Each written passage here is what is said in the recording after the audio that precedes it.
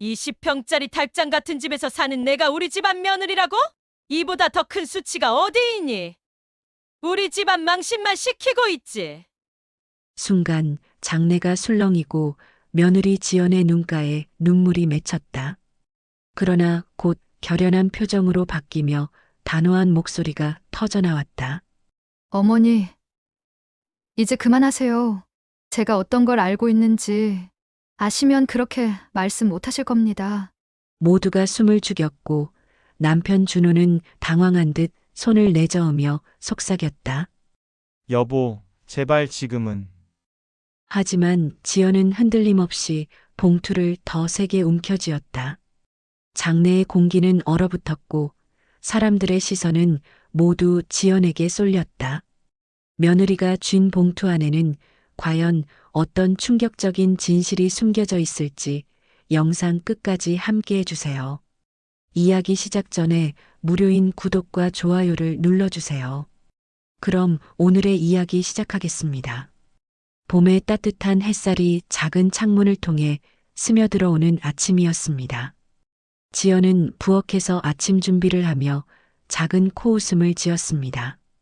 20평짜리 오래된 주택이지만 이곳은 분명 지연에게는 소중한 보금자리였습니다. 남편 민수가 직장에서 받는 월급으로는 이 정도가 최선이었고 지연은 그것에 만족하며 살아가고 있었습니다. 낡은 가스레인지에서 김치찌개가 보글보글 끓고 있었습니다. 지연은 나무 주걱으로 찌개를 젓다가 잠깐 멈춰서서 집안을 둘러보았습니다.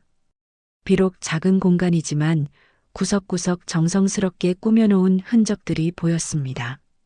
거실 한쪽 벽에는 가족 사진들이 액자에 담겨 걸려 있었고 작은 화분들이 창가에 나란히 놓여 있었습니다. 지연이 직접 기른 상추와 방울토마토였습니다. 여보, 아침 됐어요. 지연이 남편을 깨우며 부드럽게 말했습니다. 민수는 부시시한 머리를 극적이며 일어나 세수를 하러 갔습니다. 좁은 복도를 지나 화장실로 향하는 민수의 뒷모습을 보며 지연은 이 작은 집에서의 삶이 불편하지 않다고 스스로를 위로했습니다. 곧이어 5살 아들 준호도 잠에서 깨어나 비비적거리며 엄마 품에 안겼습니다. 아이의 따뜻한 체온이 지연의 가슴에 전해졌습니다. 엄마, 오늘 유치원 가기 싫어. 준호가 투정을 부렸습니다. 왜? 친구들이랑 놀면 재밌잖아. 어제 만든 블록 작품 선생님께 보여드리자. 지연이 아들의 머리를 쓰다듬으며 말했습니다. 준호는 어제 밤늦게까지 작은 거실 바닥에서 블록으로 자동차를 만들었습니다. 공간이 좁아서 블록들이 여기저기 흩어져 있었지만 아이는 너무나 즐거워했습니다. 지연은 그런 아들을 보며 집의 크기가 중요한 게 아니라는 걸 다시 한번 느꼈습니다. 이런 평범한 아침 풍경이 지연에게는 더없이 소중했습니다. 비록 집은 작았지만 가족이 함께 있는 이 공간이 지연에게는 세상에서 가장 따뜻한 곳이었습니다. 마당도 없고 베란다도 좁았지만 이곳에서 웃고 울며 만들어가는 추억들이 지연에게는 그 무엇보다 값진 것이었습니다. 민수가 세수를 마치고 나와 식탁에 앉았습니다. 오늘 어머니가 오신다고 했죠? 민수가 밥을 떠먹으며 말했습니다. 지연의 표정이 순간 굳어졌습니다. 그렇습니다. 오늘은 시어머니 정옥이 오기로 한 날이었습니다. 지연은 마음 한편으로는 걱정이 앞섰습니다. 정옥은 언제나 이 집의 크기를 문제 삼았기 때문입니다. 결혼 초부터 지금까지 정옥은 한 번도 이 집을 마음에 들어 하지 않았습니다. 어머니가 언제 오신다고 하셨죠? 지연이 떨리는 목소리로 물었습니다. 10시쯤 오신대요. 오늘 친척 어른들이랑 같이 오신다고 하시네요. 큰어머니, 작은아버지도 같이 온다고 하셨어요. 민수가 김치를 집어먹으며 대답했습니다. 지연의 마음이 더욱 무거워졌습니다. 친척들까지 함께 온다니 또 무슨 소리를 들어야 할지 뻔했습니다. 정옥은 친척들 앞에서 특히 더 지연을 무시하곤 했습니다. 지연은 가슴이 답답해지는 걸 느꼈지만 최대한 마음을 추스르려 했습니다. 아침을 마친 후 지연은 집 안 구석구석을 다시 한번 청소했습니다. 이미 깨끗했지만 한 번 더 걸레질을 하고 방석들도 다시 정리했습니다. 부엌에서는 정욱이 좋아하시는 나물도 무쳤습니다. 도라지, 고사리, 시금치를 하나하나 정성스럽게 손질했습니다. 좁은 부엌에서 여러 가지 반찬을 만드느라 지연은 분주했습니다. 준호는 유치원에 가기 전에 엄마를 도우겠다며 작은 걸레를 들고 따라다녔습니다. 엄마, 할머니가 오시면 내가 인사 잘할게요. 준호의 천진난만한 말에 지연의 마음이 조금은 따뜻해졌습니다.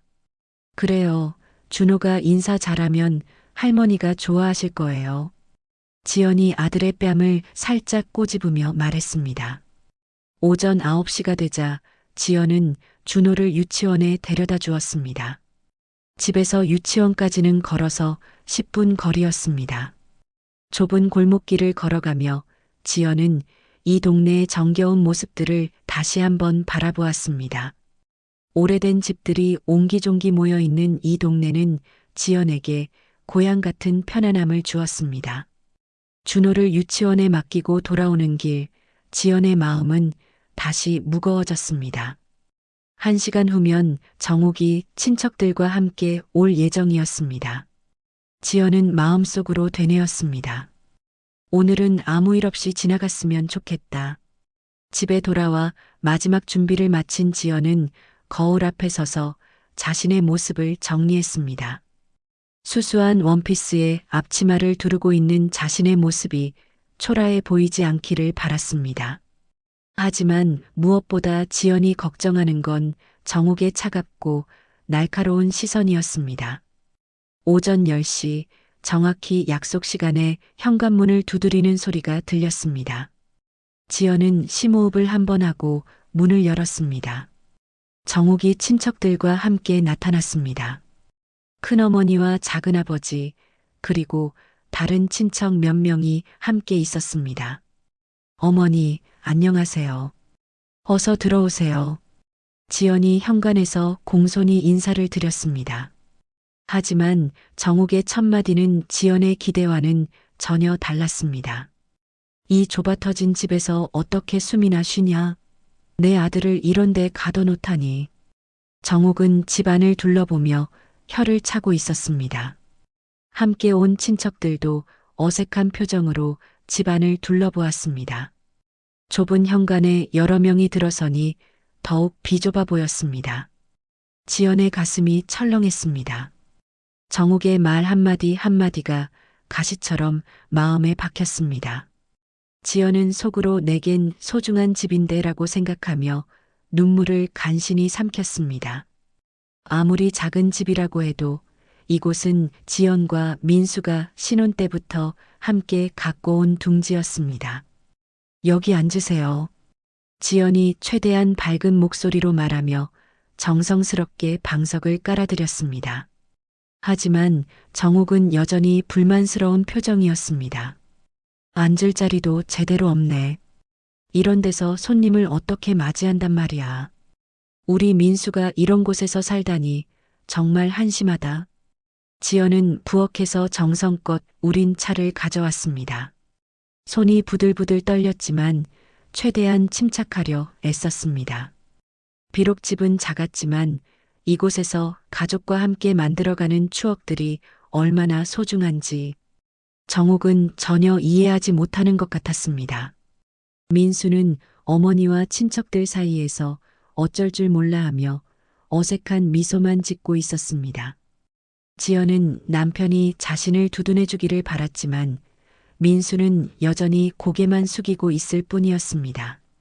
정욱의 날카로운 시선이 집 안 곳곳을 훑어보고 있었습니다.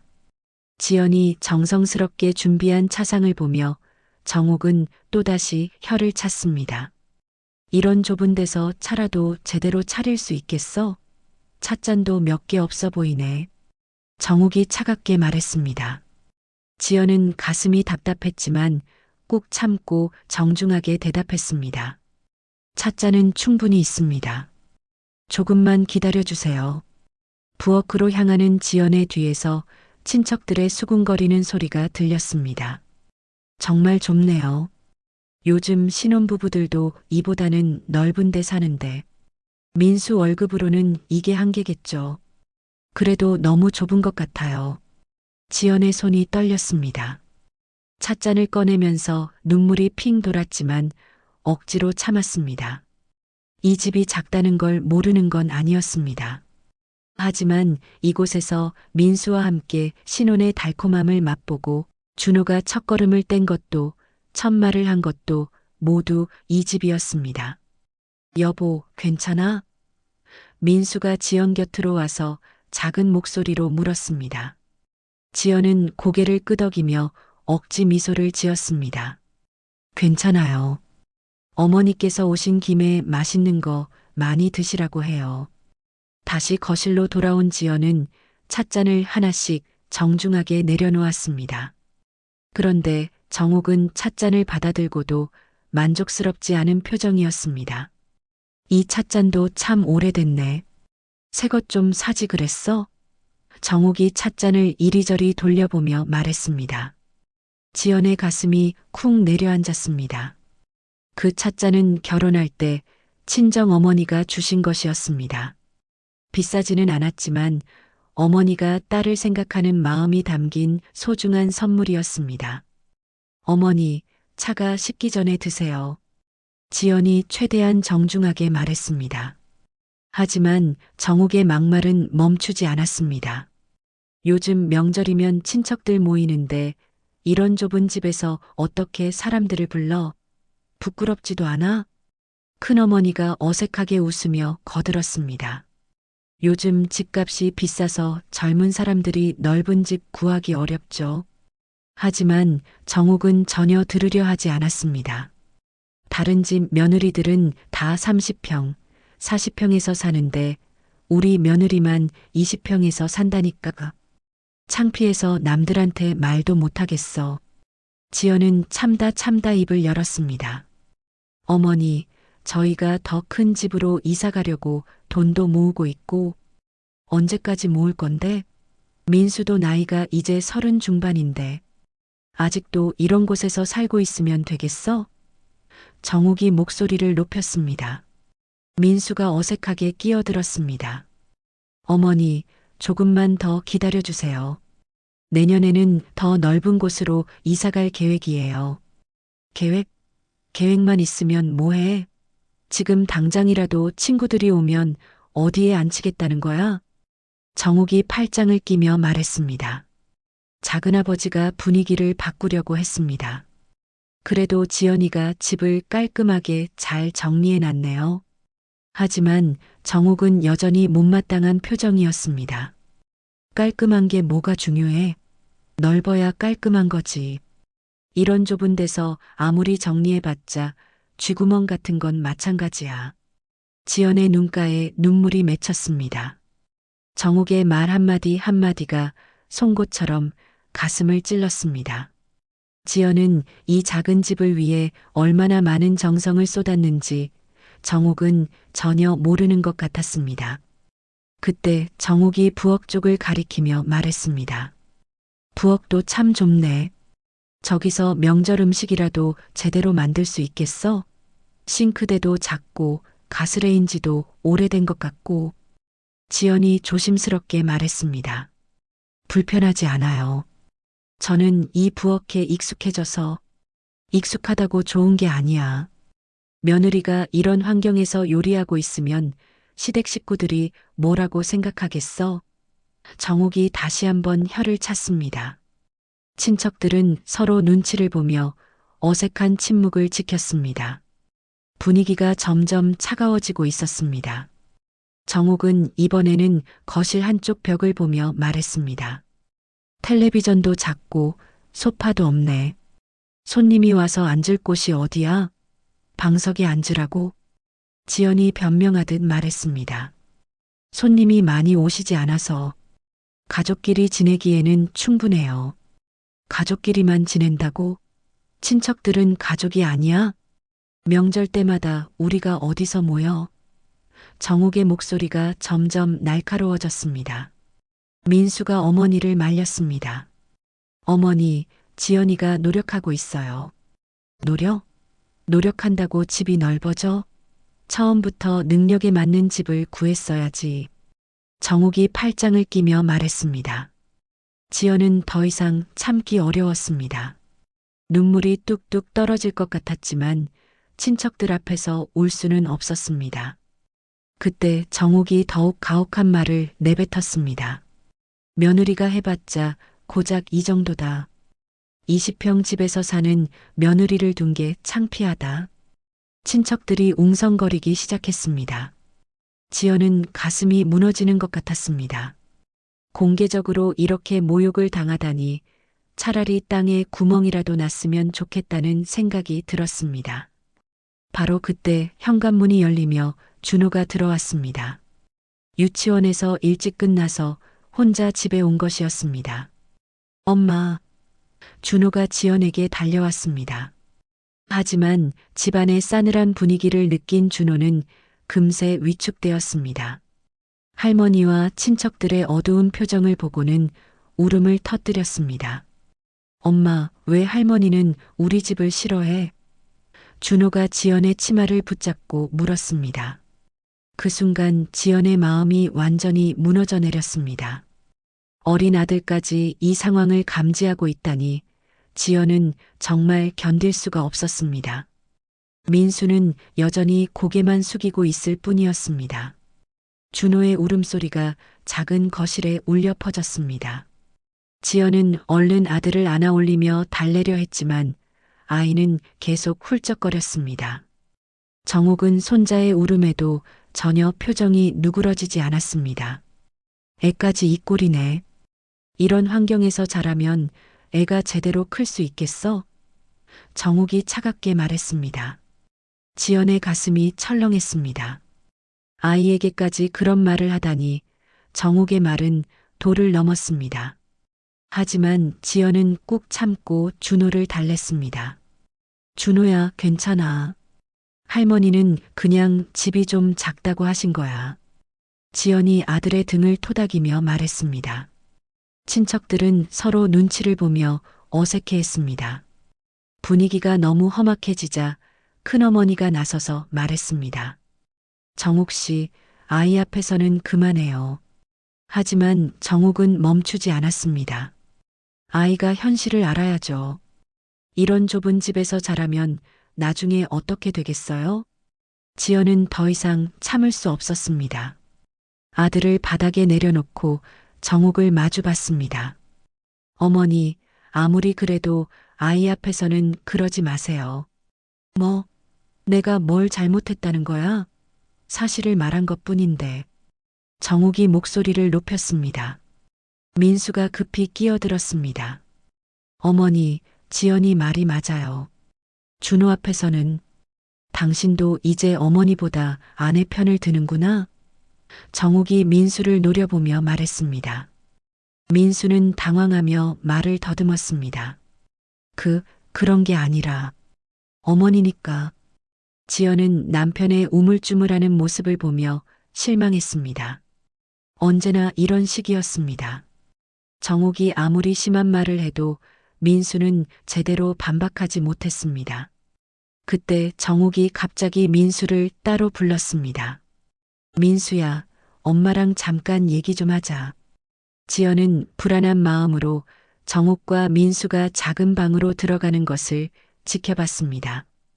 친척들은 어색한 침묵 속에서 차를 마시고 있었습니다. 방 안에서 정옥의 목소리가 새어나왔습니다. 지연은 귀를 기울였습니다. 민수야, 엄마가 너한테 중요한 얘기가 있다. 무슨 얘기세요, 어머니? 재산 얘기야. 너도 이제 가장이니까 알아야 할 시기가 됐다. 지연의 심장이 빨리 뛰기 시작했습니다. 재산 얘기라니 갑자기 무슨 이야기를 하려는 걸까요? 엄마가 가지고 있는 건물들 있잖아. 그리고 예금도 꽤 있고. 정옥의 목소리가 계속 들렸습니다. 네, 어머니. 그런데 말이야, 재산은 큰아들한테 다 주는 게 맞다고 생각해. 지연은 충격을 받았습니다. 큰아들이라는 건 민수의 형을 말하는 것이었습니다. 민수에게는 재산을 주지 않겠다는 뜻이었습니다. 어머니, 그게 무슨... 민수의 당황하는 목소리가 들렸습니다. 너는 이런 좁은 집에서 만족하며 사는 걸 보니 큰 돈이 필요 없어 보이더라. 그리고 며느리도 별로 욕심이 없는 것 같고. 지연은 무릎에 힘이 빠졌습니다. 정옥은 지연과 민수가 작은 집에서 산다는 이유로 재산을 주지 않겠다고 하는 것이었습니다. 형한테는 이미 얘기했다. 형은 50평 아파트에서 살고 있으니까 재산 관리도 잘할 것 같더라. 어머니, 민수의 목소리가 떨리고 있었습니다. 뭐, 너한테 아예 안 주는 건 아니야. 조금은 줄 테니까 걱정하지 마라. 지연은 분노가 치밀어 올랐습니다. 집의 크기로 사람을 판단하고 재산까지 차등 지급하겠다는 정옥의 생각이 이해되지 않았습니다. 방에서 나온 민수의 얼굴은 창백했습니다. 지연은 남편의 표정을 보고 대충 어떤 이야기가 오갔는지 짐작할 수 있었습니다. 민수야, 괜찮아? 지연이 조심스럽게 물었습니다. 하지만 민수는 대답하지 않고 고개만 숙이고 있었습니다. 정옥이 방에서 나와 다시 거실로 돌아왔습니다. 자, 이제 집으로 가야겠네. 정옥이 친척들에게 말했습니다. 지연은 마음속으로 안도했습니다. 빨리 가주었으면 좋겠다는 생각뿐이었습니다. 지연아, 다음에 우리 큰 집에 놀러 와라.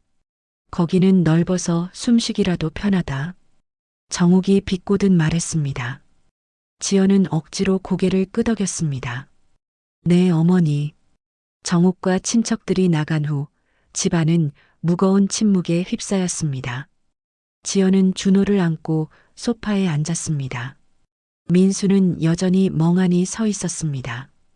여보, 어머니가 뭐라고 하셨어요? 지연이 조심스럽게 물었습니다. 민수는 한참 후에야 입을 열었습니다. 재산을 형한테 다 주신다고 하셨어요. 지연의 예상이 맞았습니다. 하지만 직접 들으니 충격이 더 컸습니다. 우리한테는 안 주신다고요? 조금은 주신다고 하셨는데 대부분은 형한테. 민수의 목소리가 힘없었습니다. 지연은 절망스러웠습니다.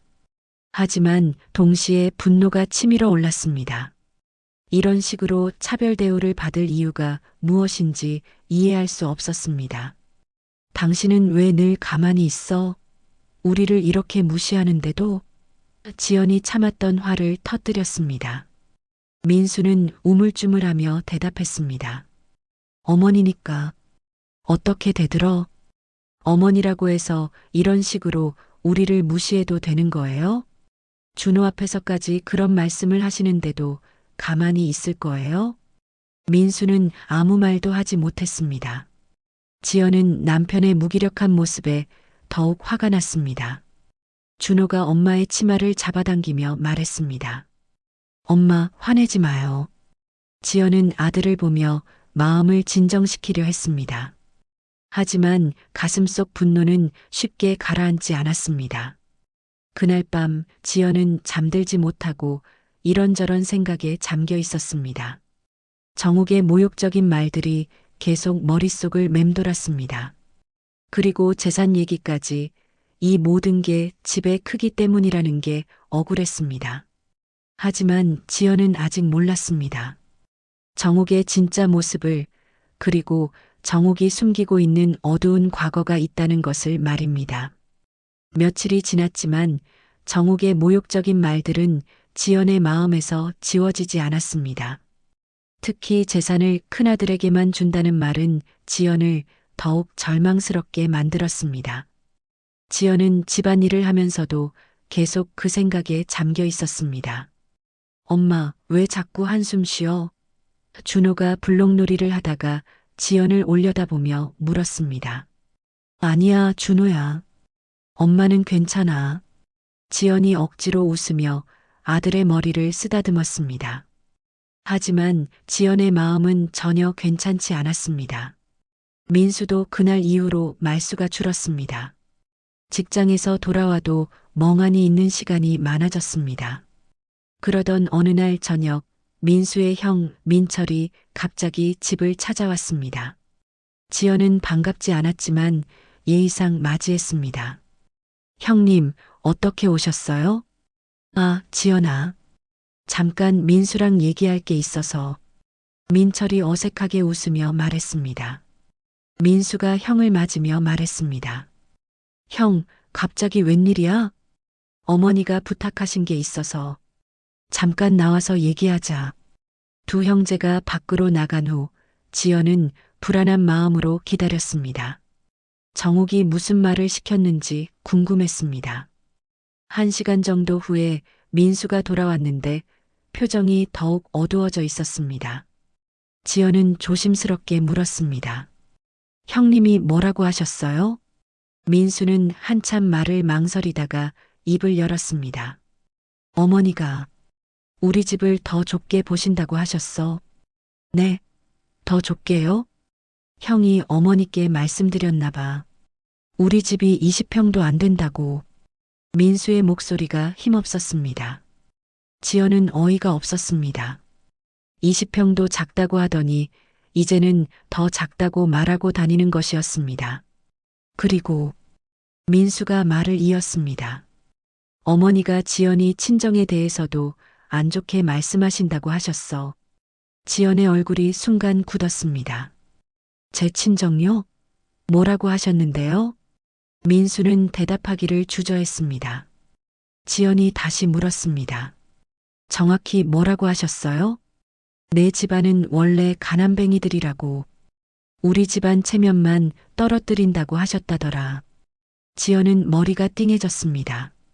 정욱이 자신의 친정까지 모욕하고 있다니 이건 정말 참을 수 없는 일이었습니다. 어머니가 제 친정을 그렇게 말씀하셨다고요? 지연의 목소리가 떨렸습니다. 지연아, 너무 마음 아파하지 마. 어머니가 화가 나서 하신 말씀일 거야. 민수가 달래려 했습니다. 하지만 지연의 분노는 극에 달했습니다. 자신을 무시하는 것도 참기 어려웠는데 친정까지 모독하다니 이건 선을 넘은 것이었습니다. 당신은 정말 끝까지 어머니 편만 들 거예요? 지연이 화를 냈습니다. 그런 게 아니야. 하지만 어머니께 대들 수는 없잖아. 대든다고요? 잘못된 건 잘못됐다고 말하는 게 대드는 거예요? 민수는 아무 말도 하지 못했습니다. 지연은 답답함에 방으로 들어가 버렸습니다. 그날 밤 지연은 잠들지 못하고 뒤척였습니다. 분노와 억울함이 가슴속에서 끓어올랐습니다. 이대로 당하고만 살 수는 없다는 생각이 들었습니다. 다음 날 아침 지연은 평소와 다른 결심을 했습니다. 정욱에 대해 더 자세히 알아보기로 한 것입니다. 왜 이렇게 돈과 집 크기에 집착하는지 그 이유를 파악해보고 싶었습니다. 준호를 유치원에 데려다 준 후 지연은 동네 부동산에 들렀습니다. 정욱이 살고 있는 동네 부동산이었습니다. 안녕하세요. 혹시 이 동네에 대해 좀 물어보고 싶은 게 있는데요. 지연이 부동산 사장에게 말했습니다. 네, 무엇을 도와드릴까요? 이 동네가 예전에 재개발이 있었다고 들었는데 언제쯤이었나요? 아, 그거요? 한 10년 전쯤이었죠. 그때 꽤 시끄러웠어요. 지연은 더 자세한 이야기를 듣고 싶어 했습니다. 시끄러웠다는 게 어떤 의미인가요? 부동산 사장은 주변을 살펴보더니 목소리를 낮췄습니다. 일부 사람들이 부정한 방법으로 이익을 챙겼다는 소문이 있었어요. 서민들은 제대로 보상도 못 받고 쫓겨났다고 하더라고요. 지연의 심장이 빨리 뛰었습니다. 혹시 그 일에 관련된 사람들 이름 같은 거 아세요? 글쎄요, 정확하지는 않지만 정씨 성을 가진 여자분이 그 일에 깊이 관련되어 있었다는 얘기가 있었어요. 지연은 충격을 받았습니다. 정욱의 성이 정씨였습니다. 설마 시어머니가 그 일과 관련이 있는 건 아닐까요? 그 정 씨 여자분에 대해 더 자세한 얘기 들으신 적 있나요? 나이는 지금 60대 정도 될 거고 아들 둘이 있다고 했던 것 같아요. 그 당시에 꽤 수완이 좋았다고 하더라고요. 지연은 점점 확신이 들었습니다. 정욱일 가능성이 매우 높았습니다. 부동산을 나온 지연은 도서관으로 향했습니다. 그곳에서 10년 전 신문 기사들을 찾아보기로 했습니다. 도서관에서 마이크로필름을 뒤져보니 정말로 재개발 관련 기사들이 나왔습니다. 그리고 그 중에는 부정계약과 관련된 기사도 있었습니다. 재개발 과정에서 일부 업체들이 서민들을 속여 헐값에 집을 사들였다는 내용이었습니다. 피해자들의 증언도 실려 있었습니다. 우리는 속았습니다. 제대로 된 보상을 받지 못하고 집을 잃었어요. 그들은 우리가 무지하다는 걸 이용했습니다. 복잡한 계약서를 보여주면서 서명을 재촉했어요. 지연은 기사를 복사해서 가져왔습니다. 집에 돌아와서 더 자세히 살펴보니 정욱과 관련된 정황들이 점점 드러났습니다. 그날 저녁 민수가 돌아왔을 때 지연은 조심스럽게 물어봤습니다. 여보, 어머니가 10년 전에 무슨 사업을 하셨는지 아세요? 사업? 글쎄, 부동산 관련 일을 하셨던 것 같은데 왜? 그냥 궁금해서요. 혹시 재개발 쪽 일도 하셨나요? 민수는 잠시 생각하더니 말했습니다. 그런 것 같기도 하고, 정확히는 잘 모르겠어. 어머니가 그런 얘기 잘 안 하시거든. 지연은 더 이상 묻지 않았습니다. 하지만 마음속으로는 확신했습니다. 정욱이 그 재개발 사기 사건과 관련이 있다는 것을 말입니다. 며칠 후 지연은 도서관에서 만난 사서의 도움으로 더 많은 자료들을 찾을 수 있었습니다. 그리고 마침내 결정적인 증거를 발견했습니다. 정욱의 이름이 직접적으로 언급된 법원 기록이었습니다. 지연은 그 순간 알았습니다. 정욱이 지금까지 숨겨온 비밀이 무엇인지, 그리고 왜 그렇게 돈에 집착하는지를 말입니다. 지연은 손에 든 법원 기록을 다시 한번 자세히 살펴봤습니다. 정욱의 이름이 선명하게 적혀 있었고, 재개발 과정에서 부정한 방법으로 이익을 취했다는 내용이 구체적으로 기술되어 있었습니다. 지연의 손이 미세하게 떨렸습니다. 이게 정말이구나. 지연이 혼잣말로 중얼거렸습니다. 집으로 돌아온 지연은 복사해온 자료들을 정리했습니다. 신문 기사, 법원 기록, 그리고 피해자들의 증언까지 모든 증거가 정욱을 가리키고 있었습니다. 정욱이 10년 전 재개발 과정에서 여러 서민 가정들을 속여 그들의 집을 헐값에 사들였고 그 과정에서 막대한 이익을 챙겼다는 것이었습니다. 지연은 그제서야 정욱이 왜 그렇게 집 크기에 집착하는지 이해할 수 있었습니다. 남의 집을 빼앗아 부를 축적한 사람이 오히려 작은 집에 사는 사람들을 무시하고 있는 것이었습니다. 그날 저녁 민수가 집에 돌아왔을 때 지연은 평소보다 조용했습니다. 어떻게 이 사실을 말해야 할지 고민이 되었습니다. 오늘 왜 이렇게 조용해? 민수가 지연에게 물었습니다. 그냥 생각할 게 많아서요. 지연이 대답했습니다. 며칠이 더 지났습니다. 지연은 정욱의 비밀을 알고 있다는 것만으로도 마음이 복잡했습니다. 하지만 아직 어떻게 행동해야 할지 결정하지 못했습니다. 그러던 중 또다시 명절이 다가왔습니다. 추석이었습니다. 정욱은 이번에도 친척들을 모두 불러 모였습니다.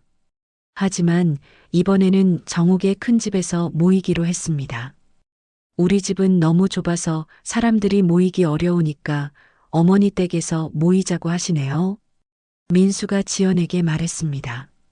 지연은 마음이 무거웠습니다. 또다시 정욱의 모욕을 들어야 한다는 생각에 우울했습니다. 하지만 명절을 꺼릴 수는 없었습니다. 추석 당일 지연은 정성껏 준비한 음식들을 들고 정욱의 집으로 향했습니다. 정욱의 집은 정말로 컸습니다. 50평이 넘는 아파트였고 인테리어도 화려했습니다. 와, 할머니 집 정말 크다. 준호가 신기해하며 말했습니다. 정욱은 손자를 보며 만족스러운 표정을 지었습니다. 그래, 준호야. 할머니 집이 넓지? 너희 집보다 훨씬 크지? 지연은 벌써부터 가슴이 답답해졌습니다.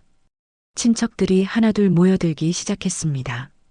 민철 가족, 큰어머니, 작은아버지, 가족까지 총 15명 정도가 모였습니다. 자, 모두들 앉으세요. 오늘은 우리 집에서 편하게 명절을 보내요. 정욱이 친척들에게 말했습니다. 넓은 거실에는 여유롭게 모든 사람들이 앉을 수 있었습니다. 지연은 자신들의 작은 집과 비교되는 것이 싫었지만 어쩔 수 없었습니다. 식사 준비를 하면서 정욱은 또다시 지연을 겨냥한 말을 시작했습니다. 지연아, 우리 집 부엌 어때? 너희 집 부엌보다 몇 배는 크지? 네, 정말 넓으세요.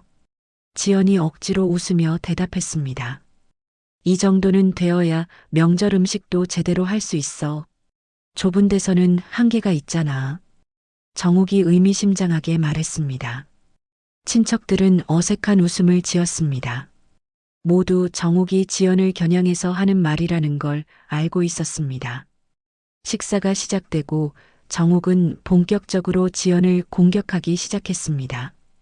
요즘 젊은 며느리들은 집도 제대로 못 구하면서 시댁에서는 큰 소리치더라. 정욱이 큰 목소리로 말했습니다. 지연은 참고 또 참았습니다. 하지만 정욱의 공격은 멈추지 않았습니다. 특히 가난한 집안 출신들은 더 그런 것 같아. 자기 주제도 모르고 말이야. 이번에는 지연의 친정을 직접적으로 모독하는 말이었습니다. 지연의 얼굴이 빨갛게 달아올랐습니다.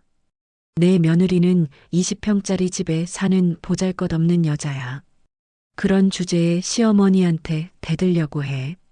정욱이 친척들을 향해 말했습니다. 친척들은 당황하며 서로 눈치를 봤습니다. 분위기가 급격히 차가워졌습니다. 지연은 더 이상 참을 수 없었습니다. 손에 든 젓가락이 덜덜 떨렸습니다. 마음속에서 분노가 폭발할 것 같았습니다.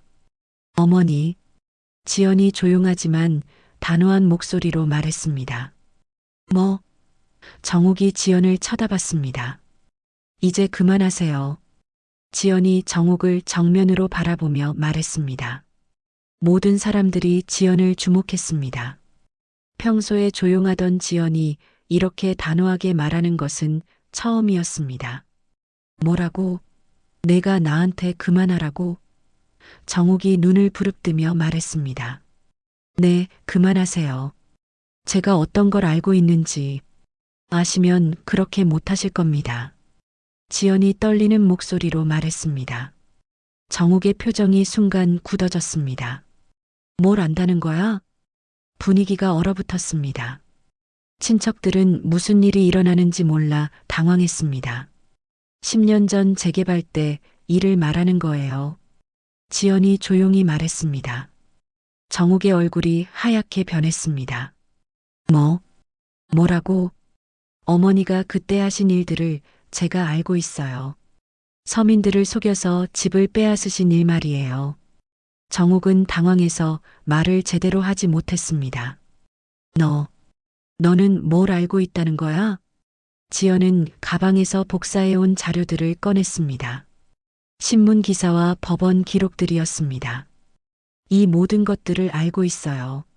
어머니가 얼마나 많은 사람들의 삶을 망쳐놓으셨는지도요. 친척들은 충격에 휩싸였습니다.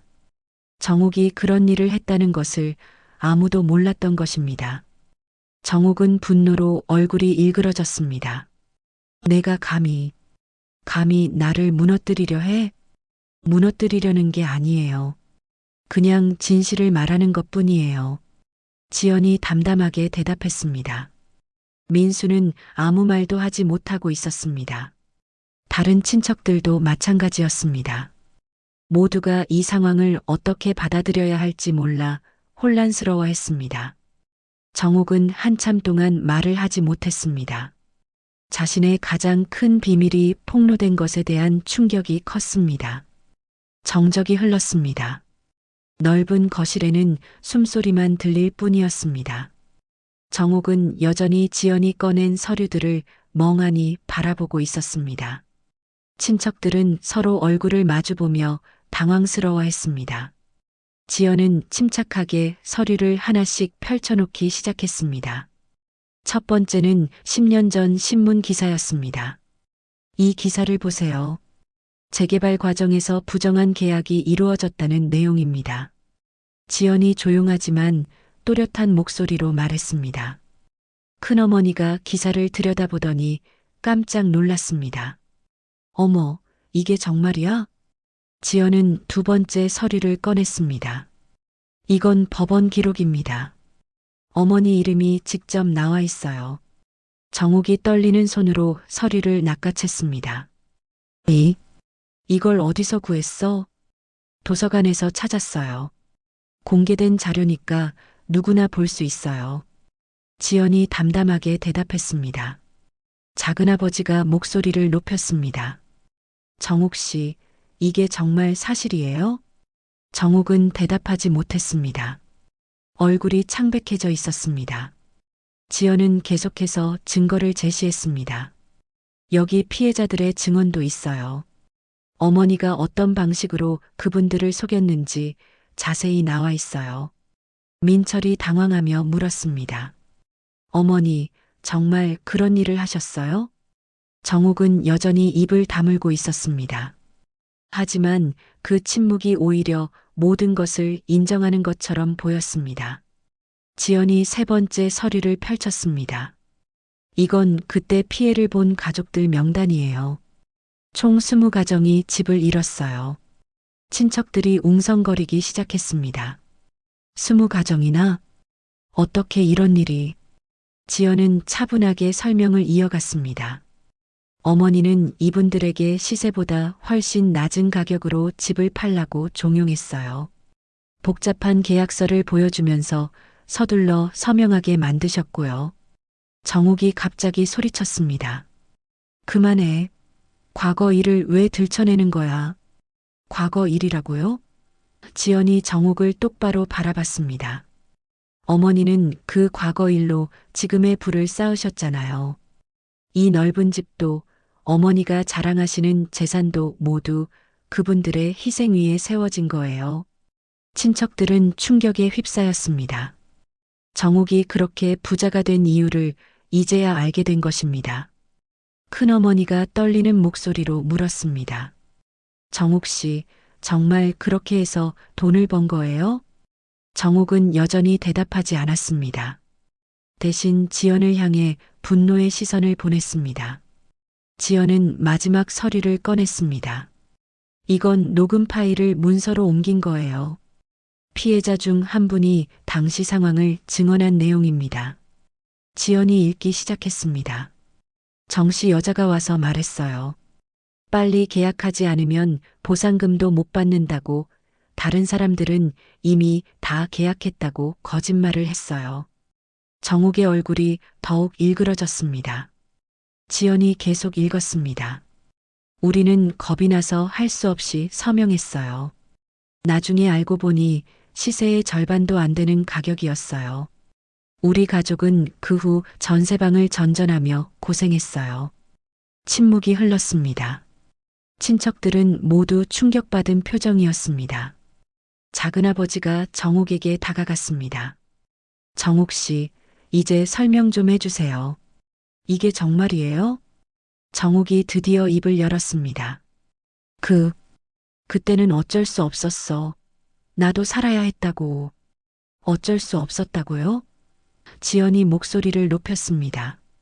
20가정의 삶을 망가뜨린 게 어쩔 수 없었다고요? 너는 그때 상황을 몰라. 경쟁이 치열했어. 안 하면 나만 손해를 보는 거였다고. 정옥이 소리쳤습니다. 지연은 차갑게 웃었습니다. 그래서 죄 없는 사람들을 속이신 거예요? 그분들의 집을 빼앗아서 지금 이 넓은 집에서 사시면서 저희를 20평 집에 산다고 무시하신 거예요? 정욱은 할 말을 잃었습니다. 민철이 어머니에게 다가갔습니다. 어머니, 정말 그런 일을 하셨어요? 정욱이 떨리는 목소리로 대답했습니다. 나도 먹고 살려고 한 일이야. 먹고 살려고? 지연이 비웃었습니다. 어머니는 그때도 충분히 잘 사셨잖아요. 단지 더 많은 돈을 원했던 거죠. 친척들의 시선이 싸늘해졌습니다. 정욱을 바라보는 눈빛이 정과는 완전히 달라져 있었습니다. 큰어머니가 고개를 저으며 말했습니다. 어떻게 그런 일을? 양심이 있으면 못할 일이지. 작은아버지도 실망한 표정으로 말했습니다. 정욱 씨, 너무 실망이에요. 정욱이 변명하려 했습니다. 당신들은 몰라. 그때 시대가 어땠는지. 모든 사람이 그렇게 했어. 모든 사람이 그렇게 했다고요? 지연이 반박했습니다. 모든 사람이 남의 집을 빼앗았다고요? 그건 변명에 불과해요. 지연은 스마트폰을 꺼냈습니다. 여기 피해자 중 한 분의 증언 녹음 파일도 있어요. 들어보실래요? 정욱의 얼굴이 더욱 하얗게 변했습니다. 그건 필요 없어. 하지만 지연은 이미 재생 버튼을 눌렀습니다. 스피커에서 할머니의 떨리는 목소리가 흘러나왔습니다. 그 여자가 와서 말했어요. 우리가 무식하다고, 법적인 절차를 모른다고 했어요. 그러면서 자기를 믿고 따라오라고 했어요. 우리는 속아서 집을 잃었어요. 녹음 파일에서 할머니의 울음소리가 들렸습니다. 친척들의 얼굴이 굳어졌습니다. 우리 손자는 그 후로 전학을 3번이나 했어요. 집이 없어서 이사를 계속 다녀야 했거든요. 정욱은 더 이상 듣고 있을 수가 없었습니다. 그만해. 그만하라고. 하지만 녹음은 계속되었습니다. 정씨 여자는 우리가 서명한 후에 태도가 완전히 바뀌었어요. 마치 우리가 거지라도 되는 것처럼 대했어요. 친척들은 모두 정욱을 경멸하는 눈으로 바라봤습니다. 특히 민철은 충격받은 표정으로 어머니를 보고 있었습니다. 지연이 녹음을 끄고 정욱을 바라봤습니다. 이제 아시겠어요? 어머니가 저희를 20평 집에 산다고 무시할 자격이 있으신지 말이에요. 정욱은 떨리는 손으로 소파에 주저앉았습니다. 모든 친척들의 시선이 차갑게 느껴졌습니다. 어머니, 민철이 조용히 말했습니다. 정말 실망이에요. 다른 친척들도 고개를 저으며 자리에서 일어나기 시작했습니다. 우리는 이만 가봐야겠어요. 큰어머니가 말했습니다. 추석인데. 정욱이 약하게 말했습니다. 이런 상황에서 어떻게 명절을 지내요? 작은아버지가 차갑게 말했습니다. 친척들이 하나둘 자리를 뜨기 시작했습니다. 정욱은 혼자 남겨지는 것을 견딜 수 없었습니다. 친척들이 모두 떠난 후 넓은 거실에는 정욱과 지연, 민수, 그리고 준호만 남았습니다. 아까까지 명절의 화기로 가득했던 공간이 이제는 무거운 침묵으로 가득했습니다. 정욱은 소파에 주저앉아 멍하니 앞만 바라보고 있었습니다. 어머니, 민수가 조심스럽게 입을 열었습니다. 정욱이 갑자기 고개를 들어 지연을 노려봤습니다. 내가 나를 이렇게 만들었어. 지연은 차분하게 대답했습니다. 제가 만든 게 아니에요. 어머니가 하신 일의 결과예요. 결과? 그게 다 옛날 일인데 왜 지금 와서 들춰내는 거야? 정욱의 목소리가 떨렸습니다. 옛날 일이라고 하시지만 어머니는 그 일로 지금까지 저희를 무시해 오셨잖아요. 지연이 단호하게 말했습니다. 정욱은 할 말을 잃었습니다. 지연의 말이 맞았기 때문입니다. 그때 정욱의 핸드폰이 울렸습니다. 민철이었습니다. 정욱은 떨리는 손으로 전화를 받았습니다. 여보세요? 어머니, 저 지금 집에 도착했는데 가족들이랑 얘기해 봤어요. 정욱의 얼굴이 더욱 창백해졌습니다. 뭐라고 했는데? 어머니가 그런 일을 하셨다는 게 믿어지지 않아요. 우리도 어머니에 대해 다시 생각해 봐야겠어요. 민철아, 엄마 말 좀 들어봐. 하지만 민철은 차갑게 말했습니다. 어머니, 당분간 연락하지 마세요. 저도 정리할 시간이 필요해요. 전화가 끊어졌습니다. 정욱은 핸드폰을 들고 있는 손이 바들바들 떨렸습니다. 곧이어 다른 친척들에게서도 연락이 왔습니다. 모두 비슷한 내용이었습니다. 실망했다는 것, 당분간 만나기 어렵다는 것이었습니다. 정욱은 절망에 빠졌습니다. 내가 뭘 그렇게 잘못했다는 거야?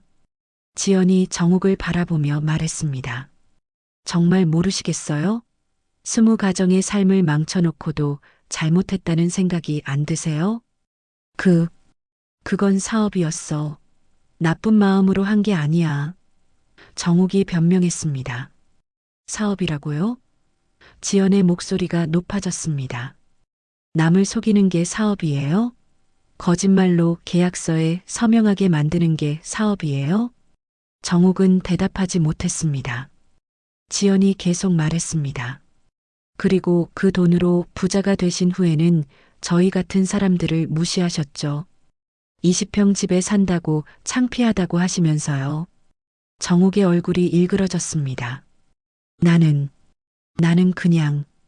그냥 뭐예요? 다른 사람들보다 우월하다고 생각하신 거 아니에요? 하지만 그 우월감의 바탕이 무엇인지 이제 모든 사람이 알게 됐어요.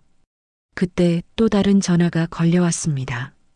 이번에는 정욱과 오랫동안 알고 지낸 지인이었습니다. 정욱 씨, 소문 들었어요. 정말이에요? 정욱은 어떻게 대답해야 할지 몰랐습니다. 무슨 소문? 재개발 때 부정한 일 하셨다는 소문요. 벌써 동네에 다 퍼졌어요. 정욱은 절망했습니다. 친척들이 벌써 소문을 퍼뜨린 것입니다. 정욱 씨, 정말 실망이에요. 앞으로는 연락하지 마세요. 또 한 명이 정욱을 등졌습니다. 그날 저녁까지 정욱은 비슷한 전화를 여러 통 받았습니다. 모두 실망했다는 내용이었습니다. 정욱은 소파에 주저앉아 울기 시작했습니다. 내가 뭘 그렇게 잘못했다는 거야. 지연은 정욱의 모습을 보며 약간의 동정심을 느꼈지만 곧 마음을 다잡았습니다. 정욱이 그동안 자신과 가족에게 한 일들을 생각하면 이 정도는 당연한 결과였습니다. 며칠이 지났습니다. 정욱의 상황은 더욱 악화되었습니다. 동네 사람들은 정욱을 보면 고개를 돌렸습니다. 오랫동안 사귀었던 친구들도 연락을 끊었습니다. 정욱이 자주 가던 백화점에서도 직원들의 시선이 달라졌습니다. 정욱의 과거가 알려지면서 사람들의 태도가 완전히 바뀐 것입니다. 정욱 씨, 어떻게 그런 일을 하실 수 있었어요? 아파트 관리사무소 직원이 차가운 시선으로 말했습니다. 정욱은 더 이상 당당하게 다닐 수 없었습니다. 외출할 때마다 사람들의 수군거림을 들어야 했습니다. 저 사람이 재개발 때 사기친 사람이래. 어떻게 그런 일을 하고도 떵떵거리며 살았을까? 정욱의 자존심은 산산조각 났습니다. 그동안 자신이 쌓아온 모든 것이 무너져 내리고 있었습니다. 더 충격적인 일은 따로 있었습니다. 정욱이 그동안 투자하고 있던 부동산 사업에서 큰 손실을 보게 된 것입니다. 정욱의 과거가 알려지면서 투자 파트너들이 모두 손을 뗀 것입니다. 정욱 씨와는 더 이상 사업할 수 없습니다. 신뢰할 수 없는 사람과 어떻게 거래를 하겠어요? 정욱의 재산이 급격히 줄어들기 시작했습니다. 투자 손실과 함께 각종 계약들이 취소되면서 막대한 위약금까지 물어야 했습니다. 한 달 후 정욱은 큰 집을 팔아야 하는 상황에 직면했습니다. 더 이상 유지할 수 없었기 때문입니다. 50평 아파트를 팔아야겠어. 정욱이 혼잣말로 중얼거렸습니다. 정욱이 그토록 자랑스러워하던 넓은 집도 이제는 의미가 없었습니다. 돈이 없으면 아무리 넓은 집도 유지할 수 없었으니까요. 정욱은 작은 원룸으로 이사를 가야 했습니다. 그동안 지연을 20평 집에 산다고 무시했던 정욱이 이제는 더 작은 공간에서 살게 된 것입니다. 이사하는 날 정욱은 쓰러지듯 원룸 바닥에 주저앉았습니다. 내가 이런 곳에서 살아야 한다니. 정욱은 울부짖었습니다. 오만과 욕심으로 쌓아온 부가 한순간에 무너져 내렸습니다. 그동안 자신이 얼마나 잘못 살아왔는지 깨닫게 되었습니다. 하지만 정욱은 여전히 자신의 잘못을 완전히 인정하지는 않았습니다. 내가 뭘 그렇게 잘못했단 말이야. 정욱은 계속 중얼거렸습니다. 그런 정욱에게 지연의 마지막 말이 들려오는 것 같았습니다. 사람을 집 크기로 평가한 죄, 그게 어머니의 천벌입니다. 정욱의 몰락 소식이 알려진 지 석 달이 지났습니다. 계절은 어느새 겨울로 접어들었고 지연의 작은 집에는 따뜻한 온기가 감돌고 있었습니다. 저녁 시간 가족 3명이 둘러앉아 저녁 식사를 하고 있었습니다. 엄마, 오늘 유치원에서 친구들이 우리 집에 놀러 오고 싶다고 했어요. 준호가 밝은 표정으로 말했습니다. 지연은 미소를 지으며 아들의 머리를 쓰다듬었습니다. 그래. 그럼 주말에 친구들을 초대해 볼까? 우리 집이 작은데 괜찮을까요? 준호가 걱정스럽게 물었습니다. 지연은 잠깐 멈춰서서 준호를 바라봤습니다. 아이가 언제부터인가 집의 크기를 의식하고 있다는 것을 느꼈습니다. 아마도 할머니의 말들이 영향을 준 것 같았습니다. 준호야, 집이 작다고 친구들이 놀러 못 오는 건 아니야. 중요한 건 얼마나 따뜻하게 맞이하느냐예요. 지연이 부드럽게 설명했습니다. 민수도 아들에게 말했습니다. 맞아, 준호야. 집의 크기보다는 마음이 더 중요한 거야. 준호가 고개를 끄덕였습니다. 네, 알겠어요. 그때 현관문을 두드리는 소리가 들렸습니다. 지연은 의아해하며 문을 열었습니다. 뜻밖에도 정욱이 서 있었습니다. 하지만 예전의 모습과는 전혀 달랐습니다. 초라한 옷차림에 야윈 얼굴, 그리고 무엇보다 고개를 숙인 채 서 있는 모습이 과거에 당당했던 정욱과는 딴 사람 같았습니다. 어머니, 지연이 놀라서 말했습니다. 지연아, 정욱의 목소리가 떨렸습니다.